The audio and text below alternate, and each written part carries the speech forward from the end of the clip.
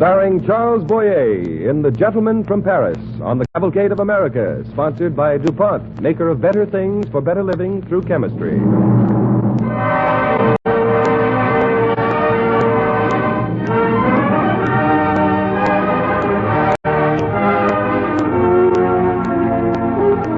Ladies and gentlemen, a few days ago, Winston Churchill stood for a joint session of the Congress of the United States and declared that the New World stands as a beacon of hope to the exhausted peoples of the Old World. He was not the first European to say this. Our play tonight concerns the man who was the first to say it, and in his time he too was a symbol of liberty for two worlds. He was the Marquis de Lafayette, and history has recorded for all time the high resolve, triumphant over every obstacle which brought him to the shores of the New World. Here in America, he saw and was a part of the birth of a new order of freedom, a precious privilege for which men would gladly sacrifice and fight and die. DuPont presents Charles Boyer as the Marquis de Lafayette in The Gentleman from Paris.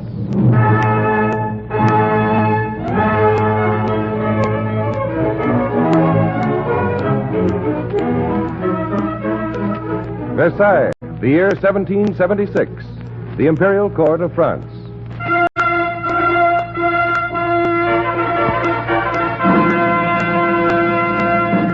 Ladies and gentlemen of the court, Her Majesty, the Queen.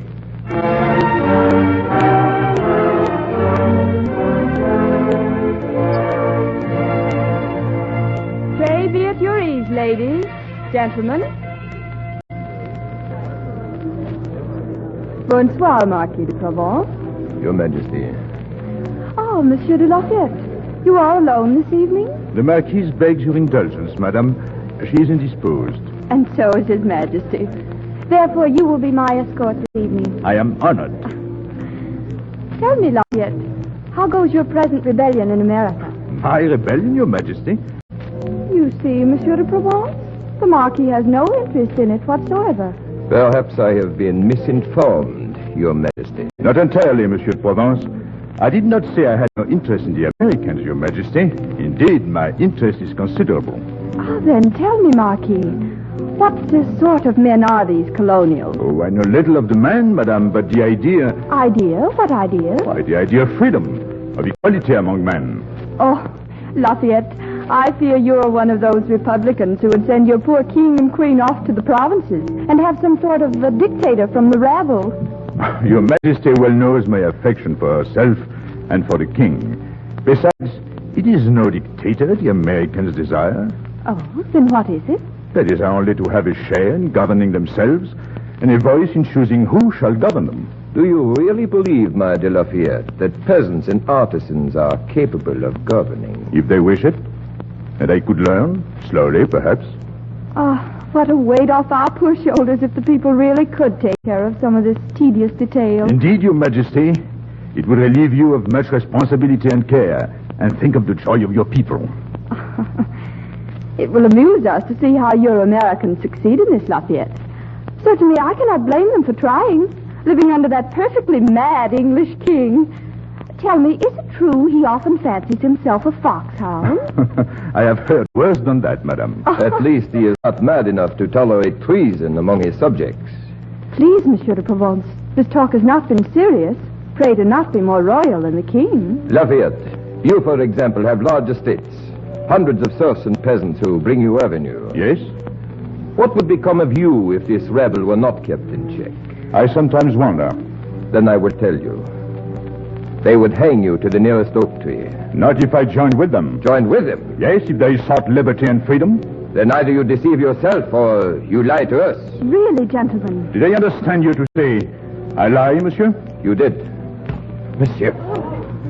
Monsieur de Lafayette, it is a long time since a member of the court has been struck in the presence of the Queen. I suggest that you return to your estates until your temper shows improvement. I beg that you allow him to remain, at least until my seconds are... There is no objection to their calling at my estate. My most sincere apologies, Your Majesty. Good day. Lafayette? Lafayette, speak with me outside. Well, Well, you're in a fine mess now, my young Hotspur. Well, why did he provoke me? Why? You think this business of a rebellion against a European king is merely a matter for polite conversation? But I meant no insult. Why should it not be a matter for talk? Because if the Americans succeed, every king in Christendom will tremble for his crown. Every nobleman in France will fear for his money and his life. Are you serious, de Cab? I've never been more serious. But what do you know of these Americans? I know that they're fighting, and they're fighting for the greatest ideal since Christianity. They believe that all men are created equal, have equal rights to what they themselves create with their sweat and blood. And if the Americans win? Yes, if they win. They need money and officers. It's like a dream, de Cab. It is as though I were seeing a vision for the first time. A vision of something brave and noble and enduring that men will die for. Lafayette, would you? Yes. By all that I hold sacred, yes, I would.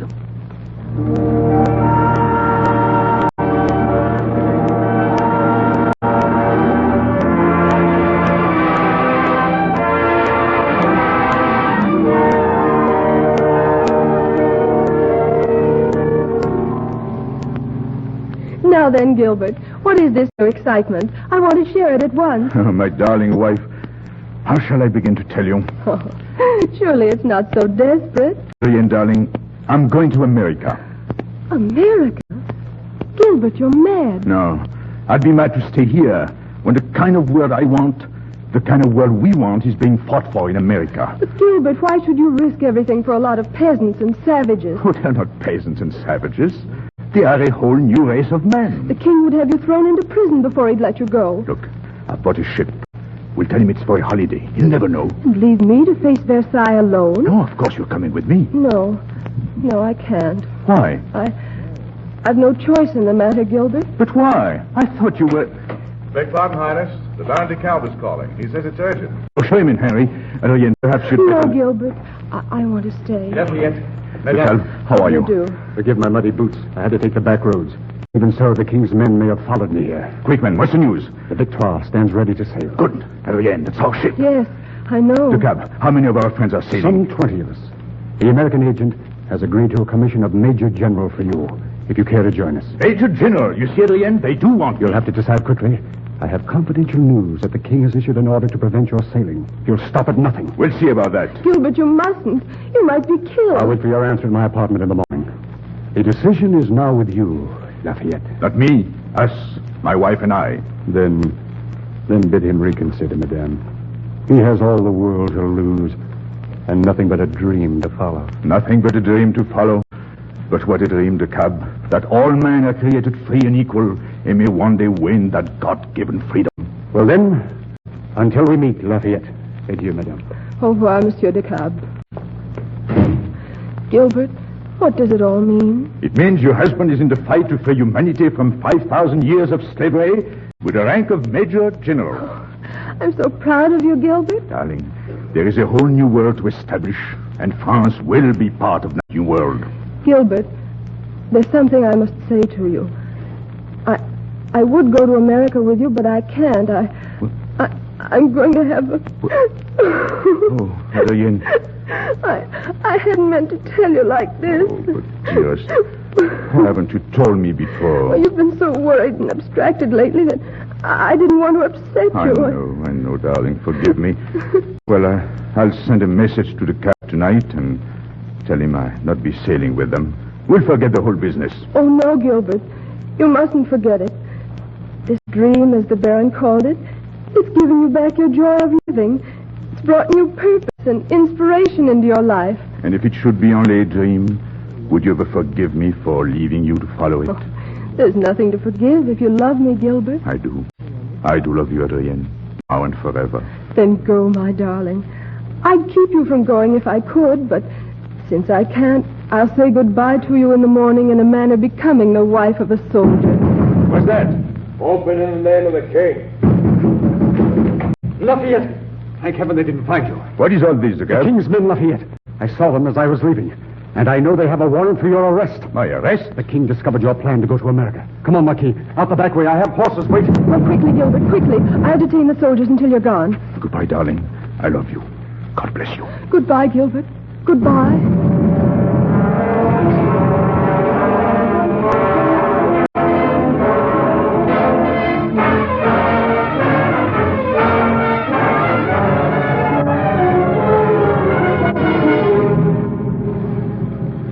Bonsoir, monsieur. Bonsoir. You wish lodging for the night?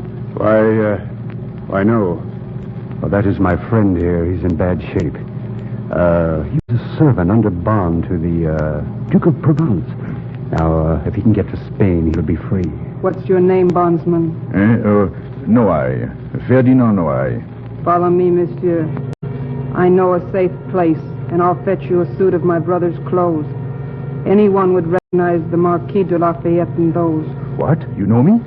All France knows you, Highness, and wishes you a safe voyage to America.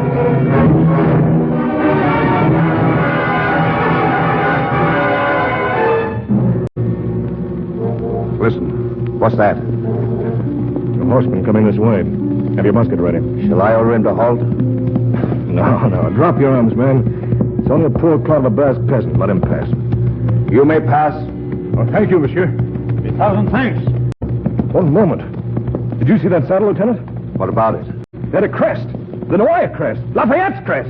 After him, men! Shoot him down!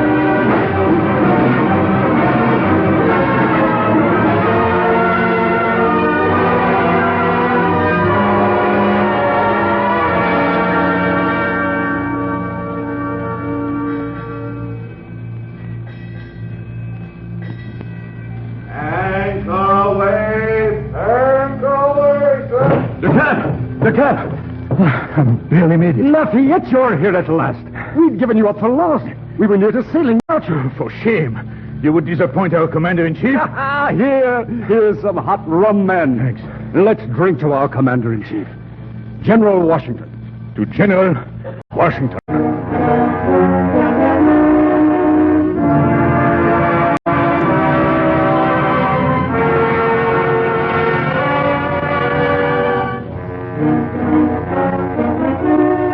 And so Lafayette escapes King Louis XVI and imprisonment, escapes to America and his dream of democracy as the curtain falls on the first act of The Gentleman from Paris, starring Charles Boyer. This play is brought to you on the Cavalcade of America, sponsored by DuPont, maker of better things for better living through chemistry. As we continue, the young Marquis de Lafayette, played by Charles Boyer, is waiting in an anteroom of General George Washington's headquarters outside Philadelphia. I tell you, Marquis, the General can see no one today. He has a review of the Pennsylvania regulars scheduled for this morning and expressly ordered... Colonel, please. I've come a long way to see General Washington. Oh, here. The letter from the Congress. Show him that. I don't mean to be rude, Marquis, but these letters are common courtesies to foreigners. Then, Colonel, I shall have to command you to take me to General Washington. Command? My dear sir... Here's my commission as Major General in the Continental Army, sir. I see. Very well, sir. Follow me. I thank you. General Washington? Confound it, Tench. I expressly... I had no choice, sir. This is the Marquis de Lafayette. It seems he holds a rank in our army. Gentleman from Paris, eh? May I see your command, Marquis? Well, I have no command as yet, sir. Only the commission. And that's a commission you bought and paid for with the minister in Paris, I dare say. Well, General Washington, I'm at a loss to understand my treatment at the hands of your countrymen. I came here because I believed in your cause and have been shoved from pillar to post. Treated like a spoiled child. And you think you aren't? But, sir... Well, no matter. My Pennsylvania regulars are about to pass in review, Marquis. Will you receive their salute as our honored visitor from abroad? I shall be proud to do so, believe me, sir. And you may tell them to commence the review, Mr. Tench. I will, sir. After you, Marquis. I thank you, sir. You forgive us if our ranks are not so well disciplined as your King Louis's men. But you see, these men are not professional soldiers. You may count that a blessing, sir. We do. We do, but will you when you see them? Here they come now, Marquis. Feast your eyes on the soldiers of liberty.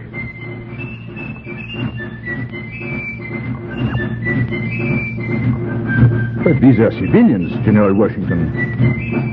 Do the soldiers come later? These are the soldiers, Marquis. Soldiers? Many of them have no uniforms. Some of them have no boots. Such is the army of freedom, Marquis. Return the salute. Yes, I hardly know how. I thought as much.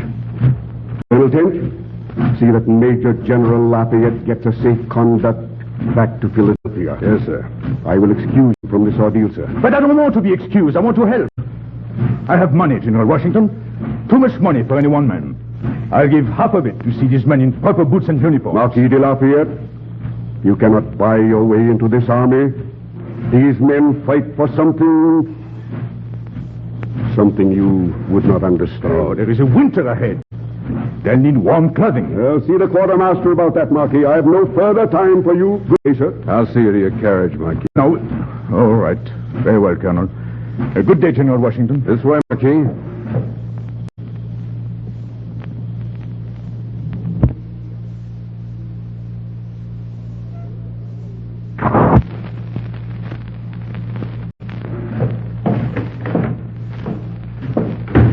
Oh, one moment, Colonel Tench. Yes, sir? Colonel, I feel somehow that you are my friend. Can you hear me for a moment? If I can help you, Marquis. Well, tell me, why does General Washington resent my presence? And even if he does, how can he refuse my offer to clothe that wretched troop? General Washington doesn't show his feelings much, Marquis. He could weep for having to refuse your offer. Believe me, he could. And I, too, for that matter. And why? I can afford it and much more, and I want to help. This man's army is proud, Marquis, proud to a man. They'd wear sackcloth before they'd wear royalist boots. Oh, I'm not a royalist. I'm a Republican. I believe you, Marquis, but all these men know is that you're a rich foreigner who's sorry for them.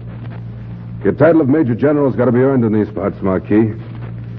I'm blessed if I know how you'd go about that. You mean they would accept my help if I were one of them? Possibly. But you're not, nor ever will be. I wonder. Oh, Marquis. Still with us, I see. Oh, General Washington, give me a few moments for what I have to say. Hear me out, please. Good Lord, man. There's a war to be fought. Philadelphia is close to falling. And you ask me, with all that weighing upon me, to soothe your hurt feelings. No, I do not. I ask you to let me fight in your army. Without title, without pay. Forget my nationality and the mistakes I've made. Let me start as one of those men out there. Let me prove myself to them and to you. They'd never accept you, Marquis. Why not? Because you're not one of them. You're the Marquis de Lafayette. You came here for adventure like the young nobleman you are. This is no adventure, Marquis. It is the greatest adventure humanity has ever engaged upon. General Washington, I mean to be a part of it. Ah, these posturings of the young gentry are wearisome to me. General Washington, when I returned to France, I returned to prison, for I came here against the king's command. I left a wife in France, a wife whom I love more dearly than anything on this earth. Left her with child to come here because I thought this freedom you're fighting for is more than any one man's happiness. I do believe it, too. If I've done all this in vain, I'm afraid this love will never be the same again. I loved that way once. Long time ago. You've hit me where it hurts most, Lafayette. It's either your uncanny French cleverness or else... Well, there's hope for you, my boy. Now, you will give me a chance to prove myself? We engage the enemy tomorrow at Brandywine Creek. Ride out with me at dawn. Mayhap there'll be a job to do.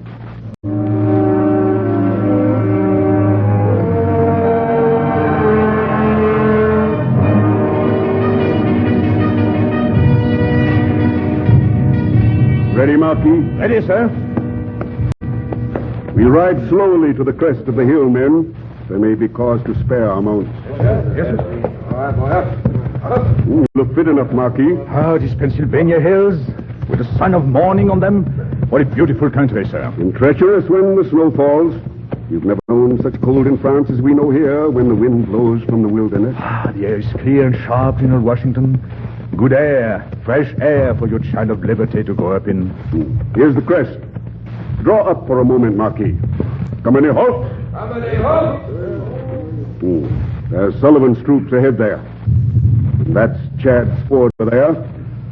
The main enemy wedge will come through there. I take them now, sir. Our men are falling before they can engage them. It's the barrage.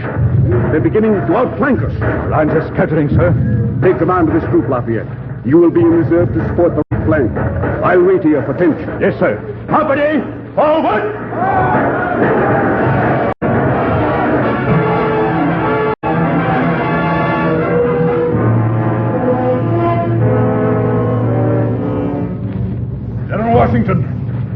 Marquis. Bench, how goes our other column? Our right flank's turning, sir. Have you time to reform routes? I doubt it, sir. Unless that reinforcement can hold them off above, we're not even able to achieve an orderly retreat.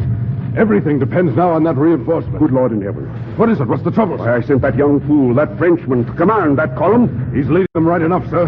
Have a look through this glass. By gad, he is.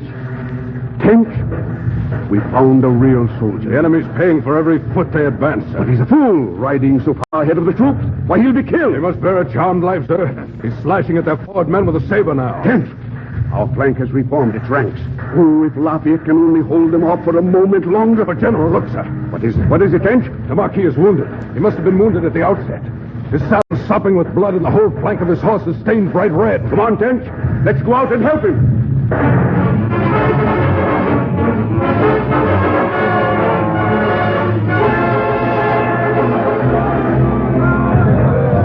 They're giving away, men. Now, add them on the left. Lafayette! Lafayette! Come out, man. You're badly wounded. It's nothing, General Washington. Look, the enemy is retreating. I know, Lafayette, but you're done in. Come, Tench. Give him support. Yes, sir. No, it's not necessary. Catch him quick. Tench, he's falling. I got him, sir. And what a gallant fighter he is. Tench, this day was saved by one man. I hope he'll live to tell the tale. He's badly hurt, sir. Shall I ride him in? Better take a stretcher. And, Tench, one thing more. Yes, sir. The men at the hospital, they might be a little unfriendly because of who he is.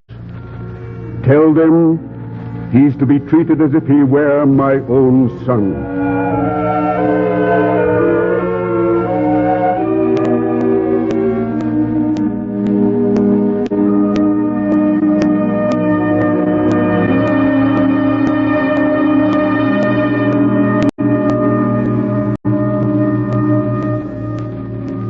Well, my dear boy, I hope this is au revoir, not farewell. It is not farewell, sir. I go back to France with good reason. I know you do. That young wife of yours. How I should like to meet her. She could not love you more for meeting you, sir. You had a letter since I saw you. Yes, I have. May I read it to you? Why, by all means, by all means. What it says, darling, our little son is 6 months old now. I know you will be glad to know he was christened yesterday. I named him for our adopted father. His name is George Washington Lafayette. My boy, if you knew what this means to me. And she says, all France is buzzing with your exploits in America. Even Versailles is impressed. The king won't dare put you in jail. And this I'm almost afraid to put in a letter. But things have changed here very much. I think France will be America's ally before the year is up. I pray we'll be able to hold out until then. You will, sir. Lafayette, you came to us a boy looking for adventure. You leave us a man carrying honorable wounds in a great cause. And I say to you now, if we should never meet again, and if I and our ragged army should perish under the snows of this winter or the next, in years to come, wherever men speak of liberty, they'll speak your name, Lafayette. General Washington, you must know how humble, how grateful I am to you and to your America. You will win this wonderful freedom. You must. For the shackles of 5,000 years of slavery are yours to destroy. The fate of my own people is invisibly bound to you. Or, who knows, perhaps there will come a day when the free peoples of America shall give of their mighty strength and inspiration to France. A France of courage and wisdom who will hold her head high in the majesty of eternal freedom.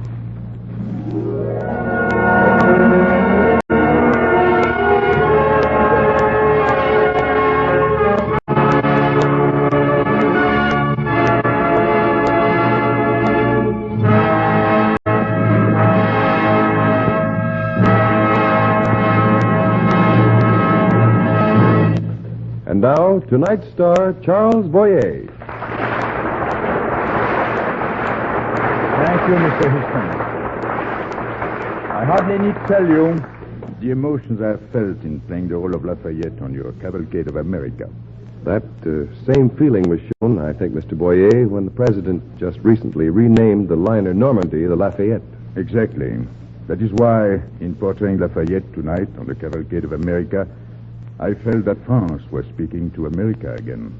Oh, not merely the echo of history, but the voice of a nation which will again be liberated someday to fulfill Lafayette's pledge of human freedom and to live again in the glorious tradition of American democracy. Thank you, Mr. Boyer.